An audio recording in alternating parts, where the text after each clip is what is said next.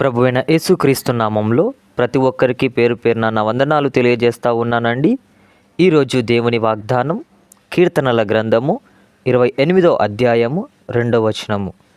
నేను నీకు మొరపెట్టునప్పుడు నీ పరిశుద్ధాలయము వైపునకు నా చేతులు నేనెత్తునప్పుడు నా విజ్ఞాపన ధ్వని ఆలకింపుము. హల్లెలూయా. దేవుడు ఇక్కడ సెలవిస్తూ ఉన్నటువంటి మాట, దావీదు అన్నటువంటి భక్తుడు అనేక మార్లు ప్రార్థించేటువంటి వాడు. హల్లెలూయా. అయితే ఆ ప్రార్థించేటువంటి సమయములలో పాపము చేసినప్పుడు దేవుడు నా మాటలు వింటున్నాడా వినలేదా, నాకు జవాబు ఎందుకు రావడం లేదు అనేసి కనిపెడుతూ ఉన్నటువంటి సందర్భంలో దేవుని వాక్యాన్ని చూస్తూ ఉంటాం. హల్లెలూయా.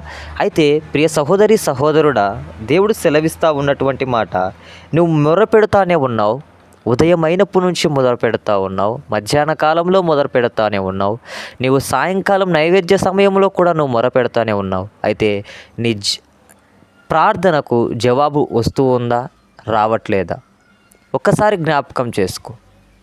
హల్లెలూయా. పరిశుద్ధమైనటువంటి చేతులు ఎత్తి దేవునికైతే మొరపెడతానే ఉన్నావు. అయితే నీ ప్రార్థనకు ఇంకా జవాబు రాలేదు అంటే, ఇంకా దేవుని సన్నిధికి చేరలేదు అంటే, అయితే ఇంకా నీలో ఏ పాపం ఉందో, ఇంకా దేవునికి విరుద్ధముగా ఏమి కలిగి నువ్వు జీవిస్తానే ఉన్నావు, ఇంకా దేవునికి నీకు మధ్య అయిష్టమైనటువంటి కార్యాలు ఏమైతే ఉంటున్నాయో అవన్నీ కూడా దేవుడు ఈ వాక్యము ద్వారా నీలో నుంచి తీసివేసుకోవాలి అనేసి దేవుడు సెలవిస్తూ ఉన్నాడు. హల్లెలూయా. అయితే నీ విజ్ఞాపన ధ్వని దేవుడు ఆలకించాడా ఆలకించలేదా అనేసి నువ్వు అనుకుంటా ఉన్నావేమో. అయితే దేవుడైతే నీ ప్రార్థన అయితే ఆలకించి ఉన్నాడు, కానీ అయితే ఇంకా నీలో చెడు క్రియలు అలాగనే ఉన్నాయి, ఇంకా నీలో ఆ పాపపు జీవితం అలాగనే ఉంది. ఆ పాపపు జీవితాన్ని వదిలిపెట్టి ఆ యొక్క శరీర ఆశలు శరీర కోరికలను విడిచిపెట్టి దేవుని వైపు తిరుగుతావా? దేవుడు సెలవిస్తూ ఉన్నాడు, దేవుడు నిన్ను ఉన్నతమైనటువంటి స్థానాల్లో నిలపాలి అనేసి అనుకుంటా ఉన్నాడు. హల్లెలూయా. అయితే ఆ రోజు దావీదుని గొర్రెలు కాసుకునేటువంటి వ్యక్తిని ఎలాగైతే రాజుగా చేసి ఉన్నాడో అట్టి యొక్క మహిమను నీకు ఇవ్వాలి అనేసి దేవుడు ఇష్టపడతా ఉన్నాడు. అయితే నువ్వు నీ క్రియలను బట్టి, నీ యొక్క తలంపులను బట్టి, నీ యొక్క ఆలోచనలను బట్టి, నీ శరీరానుసారమైనటువంటి కృత్యములను బట్టి నీవు ఏం చేసుకుంటా ఉన్నావంటే బలహీనమవుతా ఉన్నావు. హల్లెలూయా.